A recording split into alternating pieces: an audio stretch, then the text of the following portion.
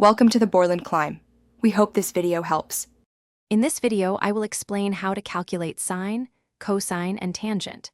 We will explore the fundamental relationships between angles and side lengths within right-angled triangles.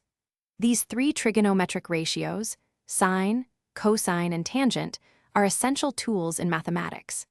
They allow us to find unknown side lengths or angles when some information is already known, providing a powerful framework for problem-solving in various fields. To calculate sine, remember the acronym SOH. Sine equals opposite over hypotenuse. First, identify your angle of interest in the right triangle. Then, find the side directly across from that angle. This is your opposite side. Next, locate the hypotenuse, which is always the longest side and opposite the 90-degree angle. Finally, divide the length of the opposite side by the length of the hypotenuse to get the sine value for that angle. Next, let's calculate cosine, using the CAH part of SOH-CAH-TOA.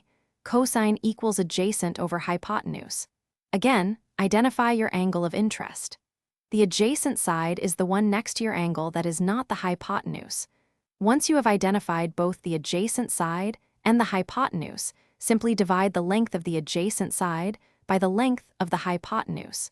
This will give you the cosine value for your chosen angle.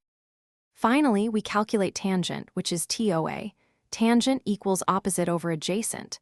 For your angle of interest, identify the side directly opposite it and the side adjacent to it, excluding the hypotenuse. Then, divide the length of the opposite side by the length of the adjacent side. This calculation gives you the tangent value for that specific angle. Interestingly, tangent can also be found by dividing the sine of an angle by its cosine. Thanks for watching. Consider subscribing if we helped you.